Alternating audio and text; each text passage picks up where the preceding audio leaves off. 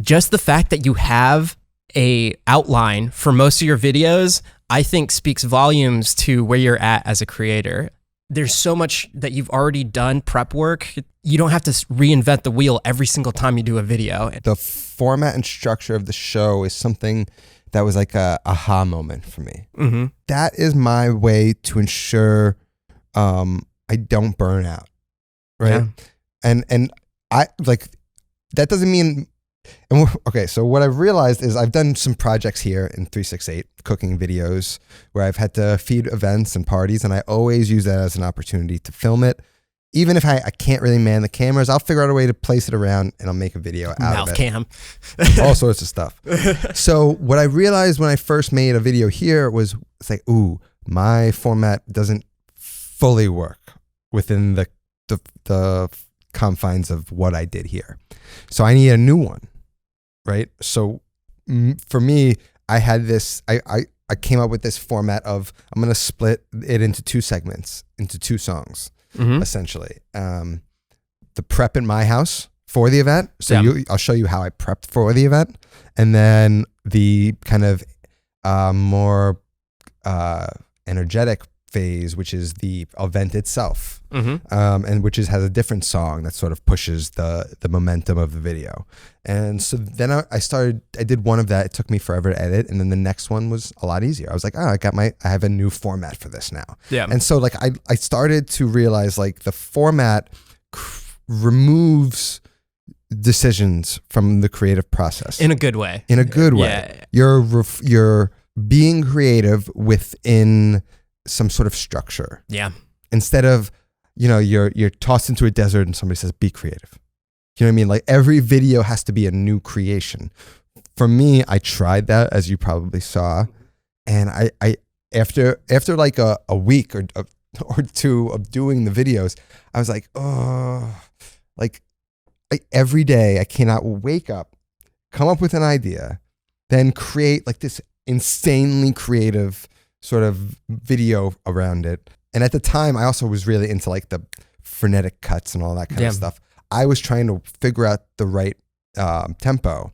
It was a lot of just working it out, and the format was the key thing, right? So even now, I was late for this because I thought it was tomorrow. I was actually felt bad because I was like, dude, I wonder if he's like in the middle of cooking something and then he has. I was going to, right? so I was going. I have to shoot tomorrow's video, and which I will do after this. But it's not a hard video.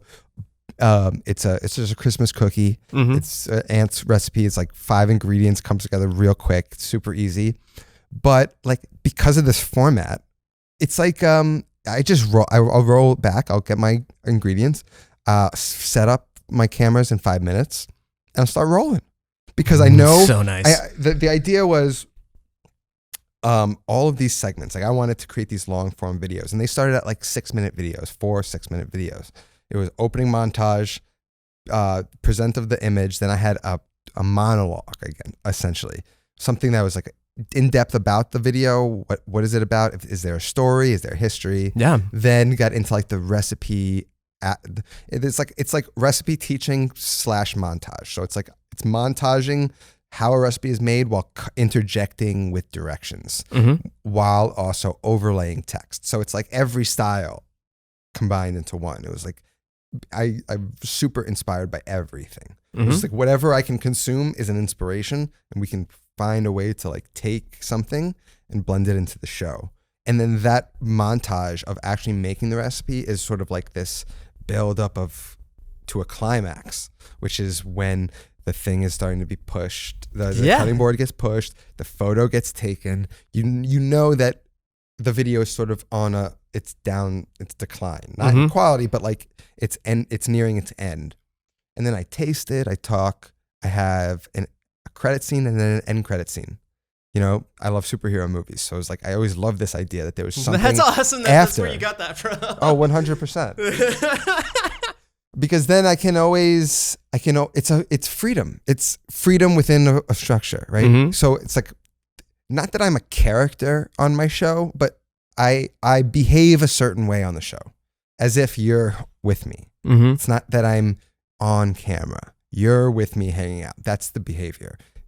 I am behaving right now on camera with you the same way I would on camera, where it's like a little bit serious, but like there's a little bit of like you could see the passion underneath it. Yeah. You know what I mean? Yeah. Like, and then afterwards I may get silly, like I'm sweating usually at that point in the end credit scene, or like everything's messed up, and I'm usually more relaxed, and I'll share something. It's more it's more warm, I guess you could say. I had to give my first panel talk or whatever, and that's where I arrived on this idea that I had created a structure, and that structure kept me in line, and it kept me going, and it never, because of that structure, I never woke up one day and was like, I can't make videos today.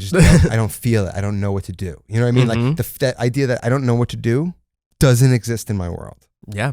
And you know what I mean? Like I have ideas for videos till I'm like 70. You know what I mean? Like, so it's very exciting. It feels like a Food Network TV show had a format even before I even realized it, and everything has this format on TV.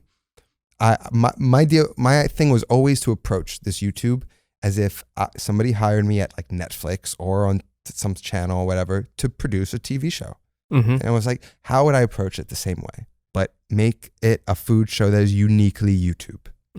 I work very hard not to seem like I'm above anybody, because in the food world there's this perception of elites and blah blah blah, and for me that is such nonsense. This elitism that these restaurants are that people think these restaurants kind of give, it's like they're cooking fresh ingredients and they're doing minimal stuff to it, which is sort of the same kind of mentality I have. And it's like when I teach a pasta dish that takes 3 ingredients and one of them is water, no one on earth can say that is elitist. You know what I mean?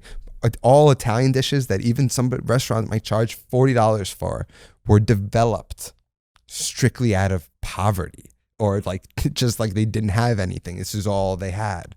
And through teaching people these methods, as opposed to like what like some Americans would be like, this is my recipe for it, right? And I have recipes from stuff, but like what I'm more interested in now is like, I'm not even interested in my recipes.